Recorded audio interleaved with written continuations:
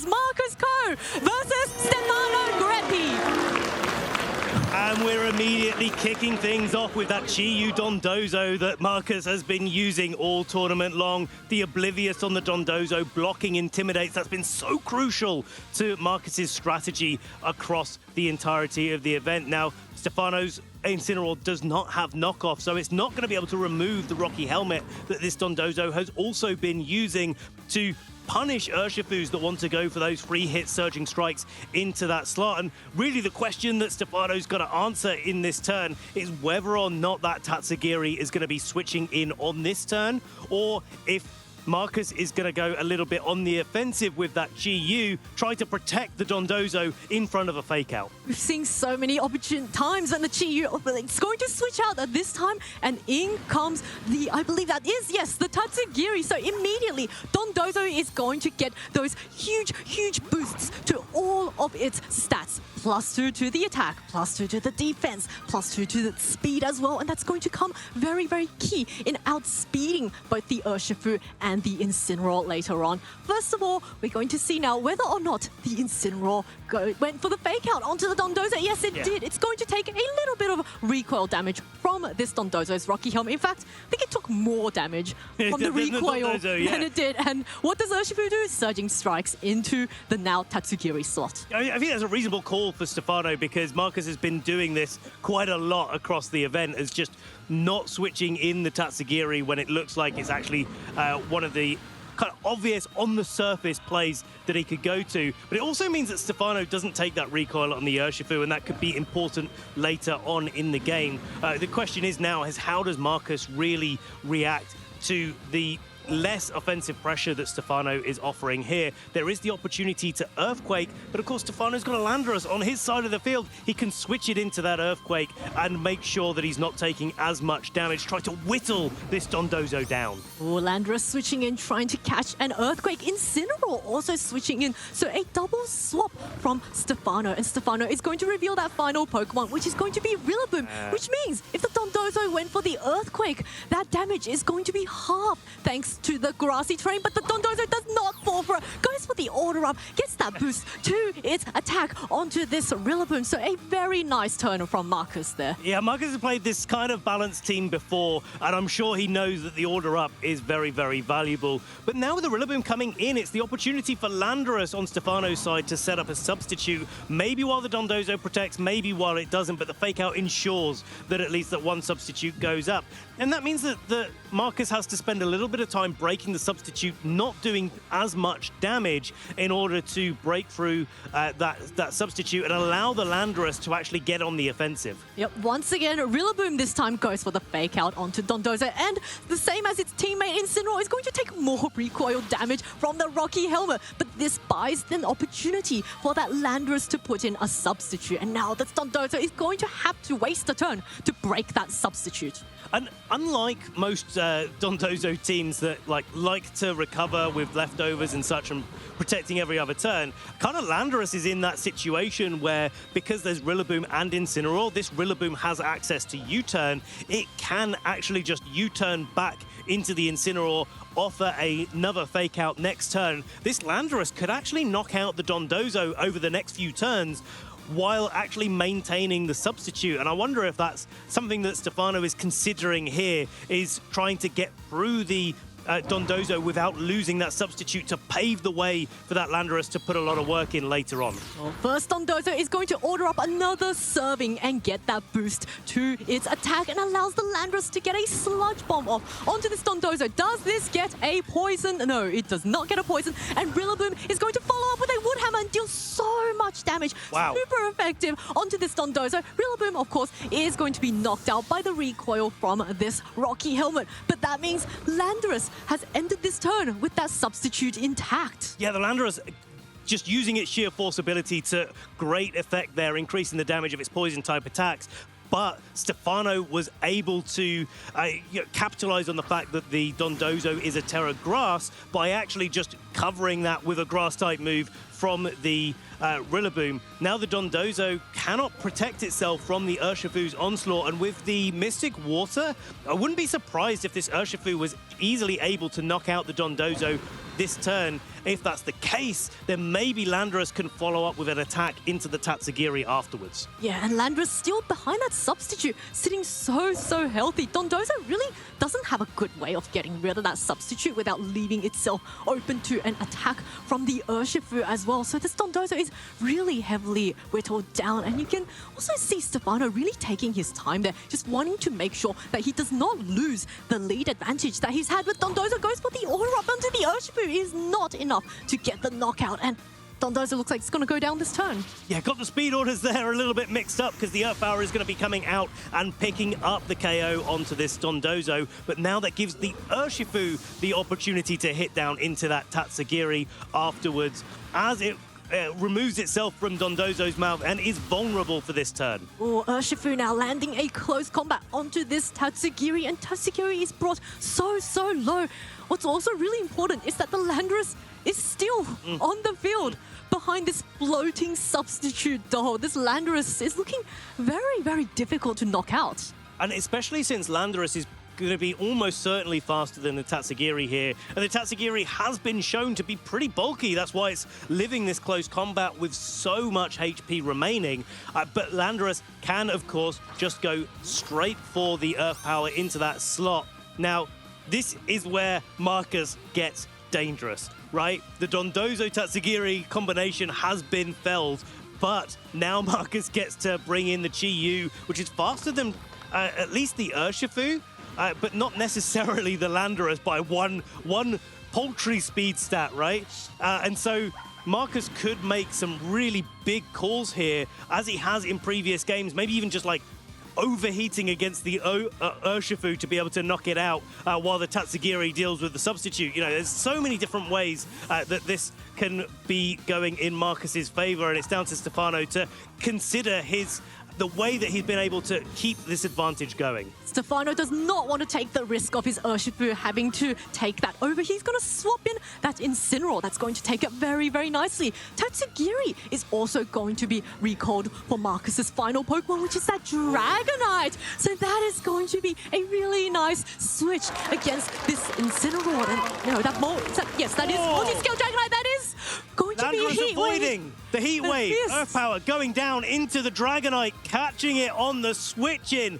That's an amazing turn here for Marcus as the grass disappears from the battlefield. No more recovery for Stefano's team. Yeah, Dragonite has managed to switch in this turn without taking any damage, but this Landorus is proving to be so pesky for Marcus. It's still behind this substitute. It just seems almost invincible at this stage. Well, Dragonite is carrying the Choice Band, and it will be susceptible, regardless of the Terra Choice, to a Fake Out because it's carrying the Multiscale rather than the Inner Focus that we usually see on Choice Band sets. But if that's the case, that allows the Chi-Yu to still go on the offensive this turn because it's not going to be the target of Fake Out. And that's not to mention that this Chi-Yu can also go for its Terracialization Terra Ghost to avoid the Fake Out. Chi-Yu ready to get all spooky with that ghost typing and making sure it is immune to the Fake Out. Landorus this time, looks like also a Terracialization. Is this going to be a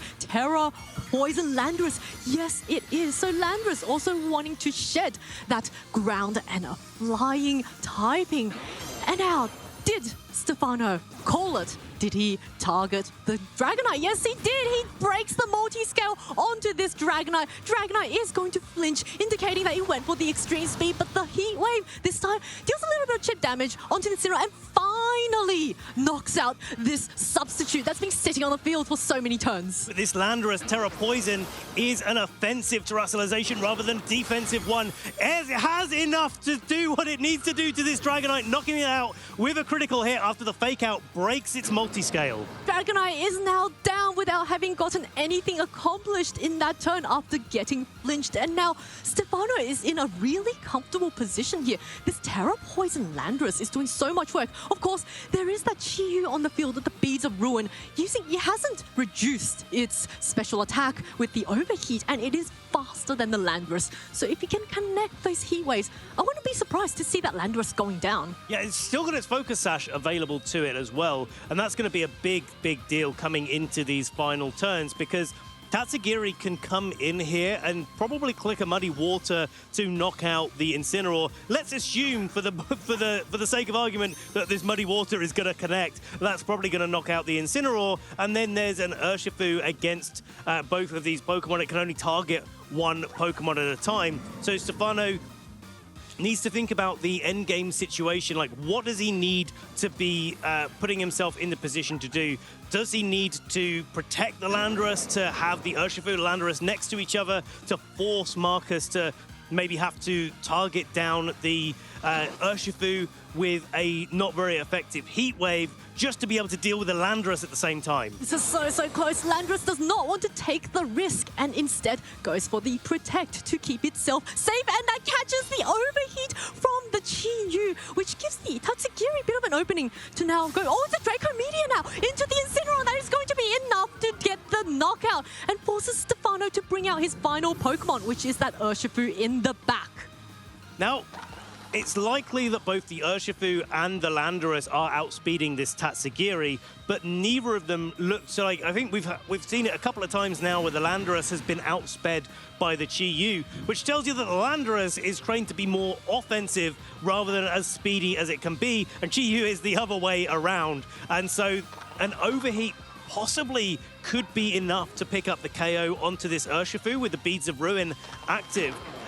If that's the case, then maybe the Landorus can take out the Tatsugiri on this turn. Maybe a combination of Aqua Jet and Earth Power could be enough to put that Chi-Yu in range of being KO'd as well. But these are reads on top of calls here. Helping Hand coming out. It's a big overheat likely to be coming out this turn. Landorus fails the double Protect, which gives Chi-Yu the time opportunity to go for the Heat Wave. Double connects, knocks out the Landorus. Urshifu is brought down to 16 HP. So if the Urshifu targets the Chi-Yu and knocks out the Surging Strikes, it's going to win this game. Oh my goodness, so close. Surging Strikes coming out. Yeah. Surging Strikes with the Mystic Water is definitely going to be picking up the KO here on the Chi-Yu. And now it's all down to that speed interaction between the Urshifu and the Tatsugiri. I'm pretty sure we've seen that Urshifu outspeed the Tatsugiri before. Get a nice little close combat to the face there. It was able to hang on the last time, but this time it's looking like Stefano is going to be taking game one. Yeah, 16 HP is all this Urshifu needs to pick out the remaining HP left on this Tatsugiri. Of course, both trainers can use this opportunity to just confirm which Pokemon is going to be faster, but I think it's fairly safe to say the Urshifu is going to be outspeeding the Tatsugiri, and there's really not much Marcus can do in this position. But we see now, time and again, Marcus using that time, even though knowing he's lost this game, he's going to use that to think about his moves for the next game. It's a team where you really do have to be very precise about how you go about the game. Here's the close combat into the Tatsugiri. Stefano Greppi one game closer to taking the crown, taking the potentially a fifth Italian, taking our fifth regional championship here in Europe. But Marcus taking the time, as you said, to consider what he's going to do. It's a team where you have to be so accurate in the way that you play. You have to make a few reads here and there. Marcus made some, but it didn't quite pay off. The Urshifu on Stefano's side was just that little bit too bulky. And that's something that Marcus has learned from this match, right? So now going into game two, Marcus has a whole host of extra information to work with. And let's not forget, the Chi-Yu missed a Heat Wave on this substitute Landorus, which then forced the Chi-Yu to waste another turn to try and break the substitute. So Marcus may be thinking to himself, my game plan was fairly solid because I do think he made all the right moves, but Heat Wave, that is one of the downsides of using a 90% accurate move. You are going to miss some of your moves, and there were times where he went for the overheat onto a protecting Landorus. That was an opportunity to go for the partner slot as well. Yeah, and this is the fine margins that really do come out in these finals between these two great trainers, but who is going to be able to take it all the way, we'll have to see. Looking at game two, I quite like the way that Stefano was able to play against the matchup. I wasn't really susceptible too much to the earthquakes that Marcus was threatening with the Dondozo. I really like the way that he just allowed the Landorus to get set up with the substitute. That put so much pressure onto Marcus's Dondozo, but then cover all of those damage-dealing moves that the Dondozo could go for, and the defensive terrestrialization, of course, as well. Stefano Greppi just one game away from winning the Birmingham Regional Championship. But Marcus Go, if he wants to win, he has to win this game. The stakes are so high for both of our trainers. So make some noise now for Game 2 of the finals of the Birmingham Regional Championships. Double Fish versus the Double Mammal.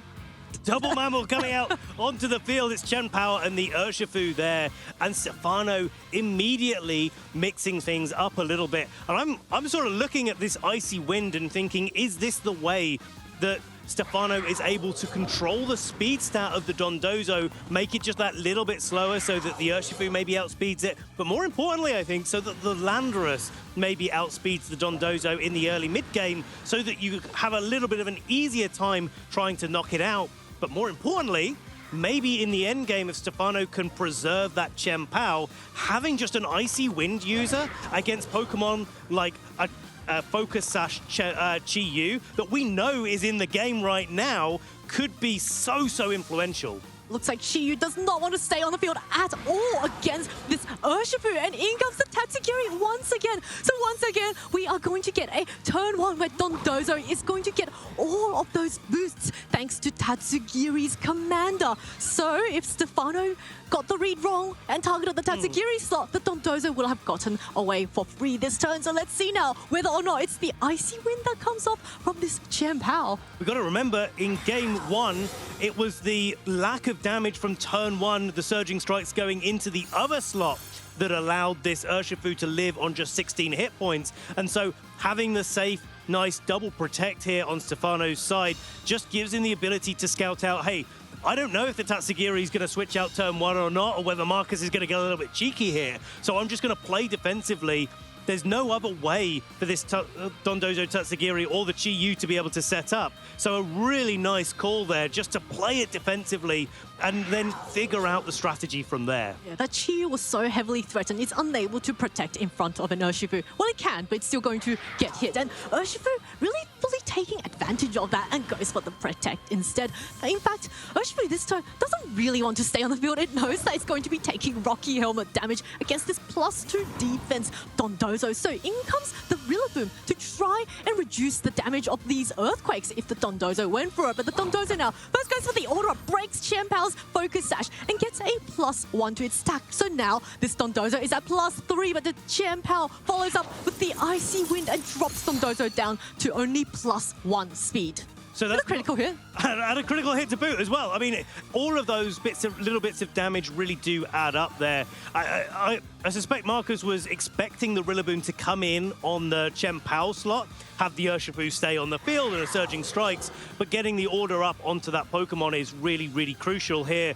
I think Marcus really does need to get the most value out of their Dondozo possible. But after the single Icy Wind, it's going to be most of Stefano's team that's going to be outspeeding the Dondozo. Rillaboom might not just yet, but give it a little bit of time, maybe another Icy Wind down the line, and it could be that all of Stefano's Pokemon are outspeeding that Dondozo. Landorus of the distant past is going to be summoned onto the field. Rillaboom wanting to buy its partner one turn with that fake out. Takes more damage from the recoil, but crucially flinches the Dondozo so that the Landorus can come in safely. And with that only +1 to the Dondozo's speed, I wouldn't be surprised to see the Landorus outspeed now. Yeah, and then be able to get a substitute while Order Up or a Wave Crash goes into that slot and defends it. But all the while, that gives Stefano the opportunity to switch around, put some other threats on the field, try to get that Rillaboom out and back in to get that fake-out pressure going so that the Landorus could, again, just have its substitute by the time that the Dondozo gets knocked out. But I think without the second form of Intimidate in that Incineroar that Stefano brought to the last game, actually only having one fake out makes this Dondozo just that little bit more threatening. Oh, what a nice protect there from the Dondozo, catching the order up and giving Rillaboom the space to get a super effective Wood Hammer down onto this Dondozo. Dondozo takes so much damage from that Wood Hammer. Rillaboom, of course, also takes a lot of recoil damage, but I think that's a trade that Stefano is really happy about. Especially since the Rillaboom didn't take the order up on the switch in, that Rillaboom now gets the opportunity to attack almost with impunity. And if Stefano, if Marcus decides to play defensively with the Dondozo and go for a protect, that gives Stefano the opportunity to just go for a substitute straight up. The worst case scenario for Stefano is that the substitute gets broken straight away and the Rillaboom gets to land another attack into that Dondozo to set up this situation where the Landorus can KO the Dondozo and then something targets down into the Tatsugiri. Given how much damage that Wood Hammer did, the Dondozo will be knocked out if it doesn't Terra Grass, but it can't also Terra because there's that Landorus on the field, which now terastallizes into the poison typing. So Landorus now going fully on the offense, just trying to land those really powerful sludge bombs onto this Dondozo. Is this Landorus faster than the Dondozo? Firstly, Rillaboom does go for the Grassy Glide, just to chip down this Dondozo even further, and takes a little bit of recoil. And now the follow-up sludge bomb from this Landorus. It is going to be enough to get the knockout onto Dondozo, and Tatsugiri is forced out back onto the field. So Stefano recognizing that actually doesn't want to waste any time in this board state, just wants to knock out that Dondozo as quickly as possible, regardless of whether or not you get any damage down on the Tatsugiri.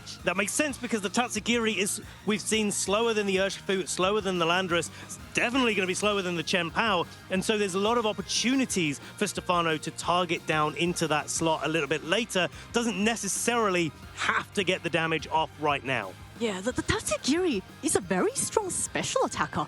And we've seen time and again, Marcus very efficiently use the combination of Tatsugiri and Chi-Yu. Chi-Yu is going to be faster than both the Landorus and the Rillaboom. And because of the terastallization used by the Landorus the Rillaboom cannot terastallize out of that fire-type weakness. But of course, Landorus is at full health. Yeah, it's like, but the problem for Marcus is that with the grassy terrain up, and this is probably the time where Stefano has accelerated the game state, right? Doesn't want that Rillaboom to be in with a grassy terrain gone, because the grassy glide priority, taking away the focus sash from the Chi-Yu, could actually be really influential alongside the icy wind speed control to be able to deal with that very, very quickly. Now the Flutter Mane is going to be swapped in for that Tatsugiri. Marcus revealing all 4 of his Pokemon.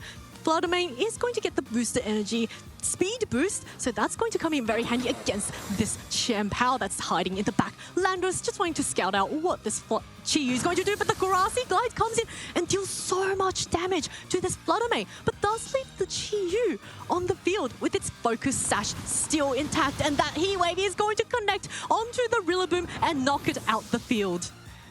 Well, now this is getting into a little bit of a tricky endgame because the Chen Pao has its focus sash broken, the grassy terrain is gone, Urshifu is still at full HP, but an Aqua Jet doesn't necessarily knock out the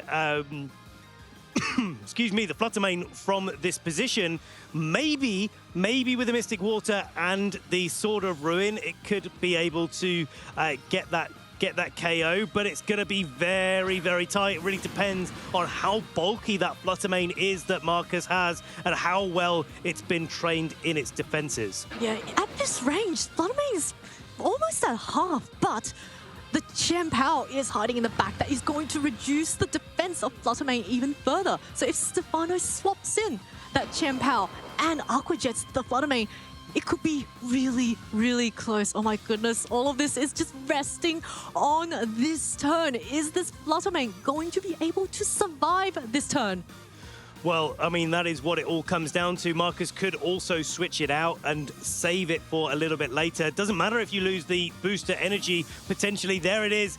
Splutter going away. Now Landorus is going to be able to switch out into the Chien-Pao, but if the Chi-Yu knocks out the Chien-Pao on the switch in here with a Heat Wave, does a little bit of chip damage to the Urshifu, then there's going to be nothing anyway to outspeed this Splutter later in the game. Here comes this Chien-Pao, 2 treasures of ruined Pokemon on the field. The Aqua Jet comes off into the Tatsugiri, ×4 resistant. What a nice swap. And now the Heat Wave comes out, knocks out the Chien-Pao and leaves Urshifu alone on the field. And now that Urshifu has already gone for the move, it did not knock out the Chi-Yu. So, oh, this is so close. This is an absolute call to make here. Landorus can come back in. We know that the Chi-Yu from earlier is faster than this Landorus, could go down to an overheat. We also know that the Tatsugiri can take a close combat. It was on more HP than the Tatsugiri has so far lost to the Aqua Jet on the switch-in. And so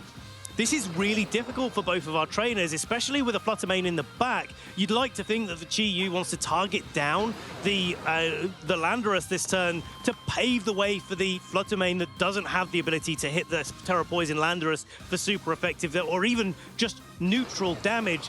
But equally, if you let the Urshifu target down into the Chi-Yu this turn, things can go a little bit astray as well. Oh, this turn is so close for Marcus. He has to win if he wants to win the entire tournament. And now Chi-Yu is going to be recalled. Marcus not wanting to take any risks against this Urshifu on the field. In comes the Fluttermane to try and absorb any attacks coming into Chi-Yu's way. But Urshifu is going to detect, so no damage coming off, and allows the Earth Power to come off into Fluttermane. Fluttermane does go down, but this leaves an opening for the Tatsugiri to attack. What did the Tatsugiri go for? Is it Muddy Water? Yes, it is Muddy Water. Is it going to connect? Come on, Tatsugiri, show us what you've got. Okay. Are you going to know? Landorus dodges this Muddy Water, and Marcus is in a very sticky spot here with this fairly healthy Urshifu and this Chi-Yu in the back. Well, the Chi-Yu can come back in. I'm not sure that the overheat is enough without a helping hand, but if you commit the helping hand and the overheat to the Urshifu after it's just protected, it's not likely to get the double protect as well to knock it out. Then an Aqua Jet and an Earth Power would target down into that Chi-Yu and be able to pick up the knockout. Marcus cannot protect because of that Unseen Fist ability on the Urshifu, cannot afford to play defensively in the turn. If Marcus wants to come back into this game, if he wants to take us to a game 3, he has to get the KO here on the Urshifu before the Chi-Yu goes down. Oh, the Chi-Yu has to get rid of this Urshifu. It is such a big threat. Is this helping hand overheat from the Chi-Yu going to be enough to get the knockout? We're going to first get a terrestrialization now onto Marcus's side. It is going to be the Chi-Yu into the Terra Ghost. So trying to remove that ground type weakness, but we saw earlier the Surging Strikes was easily enough to get the knockout. So it all rests on this turn now. Helping hand onto Chi-Yu. Chi-Yu, come on, connect your overheat. Can you connect? First, the Aqua Jet breaks that. Oh, that did so much damage. Breaks the Focus Sash on the Chi-Yu. Lands the overheat. Is it going to be enough? It is enough to get the knockout onto Urshifu. Urshifu goes down, and Landorus now facing off on a 2v1 versus the Chi-Yu and the Tatsugiri. And there might be a way back. Earth Power comes out onto Chi-Yu, knocks it out. Tatsugiri versus Landorus. Who will come out on top? Well, without the Beads of Ruin, I mean, it's so difficult now. Tatsugiri does not have an accurate move to its name. And do you go for the Muddy Water or the Draco Meteor? Or does the Landorus on Stefano's side of the field just lock into Substitute and try to fish for a miss? No, Earth Power straight into it. Not enough to pick up the KO. Muddy Water! Accuracy? No accuracy drop. Stefano Greppi is so close. The final Earth Power to knock out the Tatsugiri. And Stefano Greppi is your 2026 Birmingham Regional Champion. Team Italy has done it again.